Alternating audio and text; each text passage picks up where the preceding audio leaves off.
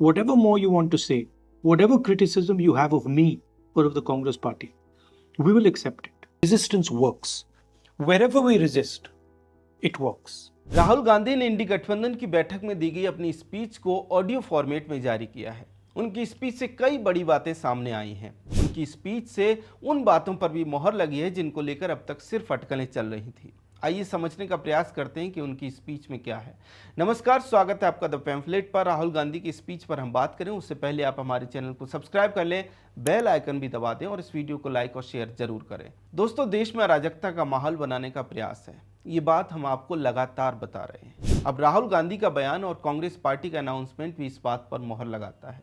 एक तरफ कॉकरोच जनता पार्टी के नाम पर अभिजीत दीपके युवाओं को भड़काने का प्रयास कर रहा है, उस शहर दर शहर जाकर युवाओं को भड़काता दिखाई दे रहा है। उसी समय अरविंद केजरीवाल ने भी जैन जी से सड़कों पर आने का आह्वान किया और अब कांग्रेस पार्टी ने देश में प्रोटेस्ट करने की बात कही है। इसके साथ ही कांग्रेस ने ऐलान किया है कि राहुल गांधी इस मुद्दे को लेकर अलग अलग शहरों में स्टूडेंट्स के साथ बातचीत भी करेंगे। इसका अर्थ यह है कि पूरी लॉबी मिलकर देश को प्रोटेस्ट के रास्ते पर ले जाने के प्रयास में है और राहुल गांधी का बयान इस पर मोहर लगाता है। इंडी गठबंधन की बैठक में उन्होंने कहा कि हमें प्रतिरोध करना होगा। We have to go into the mode of resistance. Resistance is CBSC. Resistance is NEET. Resistance is going to create an eco park. Resistance is the Bharat Chodo Yatra. You get up in the morning and you say, how can I resist? And you resist. That will work. I guarantee you it will work. अब आप समझिए, राहुल गांधी एक तरह से विपक्षी दलों को भड़का रहे हैं कि चुनाव चोरी होते हैं, इसलिए आप हार जाते हैं और इसलिए राष्ट्रीय स्तर पर हमें प्रतिरोध करना होगा। अब इन चीजों को एक साथ देखिए। आम आदमी पार्टी के लोगों द्वारा कॉकरोच जनता पार्टी को अचानक से बनाना, अभिजीत दीपके का भारत आकर अलग अलग शहरों में प्रोटेस्ट करके ग्राउंड बनाना, उसके बाद राहुल गांधी का विपक्षी दलों को वोट चोरी के नाम पर भड़काना और फिर कांग्रेस का प्रतिरोध का ऐलान करना। सवाल यह है कि क्या ये सब कुछ टूलकिट के आधार पर किया जा रहा है? आने वाले समय में और ज्यादा स्पष्टता सामने आएगी। हम आगे बढ़ते हैं। दोस्तों, राहुल गांधी ने इंडी गठबंधन की बैठक में एक और बड़ी बात कही। उन्होंने कहा कि आप मुझे कितना भी सुना लें, कांग्रेस पार्टी की कितनी भी आलोचना कर लें, मैं सब कुछ झेल लूंगा। इसका अर्थ यह है कि जो अटकलें लगाई जा रही थीं वो सच साबित हुई। राहुल गांधी का ऐसा कहना दिखाता है कि अखिलेश यादव, तेजस्वी यादव और लेफ्ट के नेताओं ने राहुल गांधी को बैठक में जबरदस्त सुनाया है। इसका अर्थ यह है कि क्षेत्रीय दल अब कांग्रेस को और ज्यादा रियायत या फिर स्पेशल ट्रीटमेंट देने के इच्छुक नहीं है। खैर, राहुल गांधी ने अपने स्पीच में एक और बड़ी मजेदार बात कही, देखिए। That the challenge is winning the next election. The next election is already won. तो सवाल यह है कि राहुल गांधी किस अगले चुनाव की बात कर रहे हैं? क्या वे आने वाले यूपी विधानसभा चुनाव की बात कर रहे हैं या फिर आने वाले लोकसभा चुनाव की?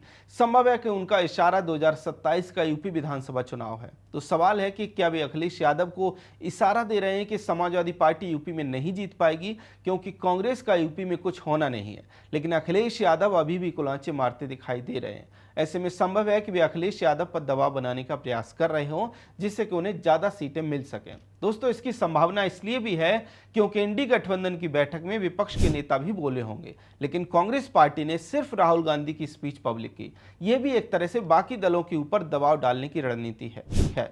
दोस्तों, अब जरा देखते हैं कि इंडी गठबंधन की उस बैठक में कौन कौन शामिल हुआ था। अखिलेश यादव थे जो लगातार 2 विधानसभा चुनाव यूपी में हार चुके हैं। ममता बनर्जी थी जो ताजा चुनाव हारी हैं और उनकी पार्टी भर भराकर गिरती हुई दिखाई दे रही है। तेजस्वी यादव थे जो लगातार बिहार में चुनाव हार रहे हैं। जब से तेजस्वी के हाथ में आरजेडी की कमान आई है, पार्टी का बंटाधार हो गया। लेफ्ट के नेता थे, लेफ्ट के बारे में आपको ज्यादा बताने की जरूरत नहीं है। एक केरलम में लेफ्ट हुआ करता था, अब वहां भी नहीं है। कहने का अर्थ यह है कि लगभग सभी हारे हुए नेताओं का जमावड़ा लगा था। जनता द्वारा रिजेक्ट किए गए नेताओं की बैठक थी। बड़ी बात यह है कि इन सबको वो शख्स चुनावी स्ट्रेटेजी बता रहा था जो पिछले लगभग 22 साल के अपने करियर में एक भी बड़ा चुनाव अपने नेतृत्व में नहीं जीता है। जी हाँ, राहुल गांधी लगभग 99 चुनाव हार चुके हैं। इसके बाद भी वे न सिर्फ इंडी गठबंधन के नेताओं को राजनीति सिखाते हैं बल्कि उसका ऑडियो भी जारी करते हैं। मतलब कुछ भी चल रहा है। अच्छा, एक बात और समझिए, राहुल गांधी सिर्फ चुनाव नहीं हारे बल्कि कांग्रेस पार्टी लगभग पूरी तरह से समाप्त होने के मुहाने पर खड़ी है। सिर्फ इतना ही नहीं, जब वे इंडी गठबंधन के दलों को राजनीति का ज्ञान दे रहे थे, उसी समय उनकी खास मीनाक्षी नटराजन के खिलाफ उन्हीं की पार्टी के नेता षड्यंत्र कर रहे थे। अटकल है कि मीनाक्षी नटराजन के केस के बारे में जानकारी किसी कांग्रेसी नेता ने ही चुनाव आयोग को दी कोई दिग्विजय सिंह का नाम ले रहा है तो कोई तेलंगाना के कांग्रेसी नेताओं का यानी कि रेवंत रेड्डी का नाम भी लिया जा रहा है। अब आप समझिए, जो नेता 99 चुनाव हार चुका है, जो अपने संगठन को खड़ा नहीं कर पा रहा, जो नेता आज तक एक भी बड़ा चुनाव नहीं जीता, जो नेता अपनी पार्टी के नेताओं को एकजुट नहीं रख सकता, वही नेता दूसरे विपक्षी दलों को राजनीतिक ज्ञान देते हुए कहता है कि हमें एकजुट रहना है।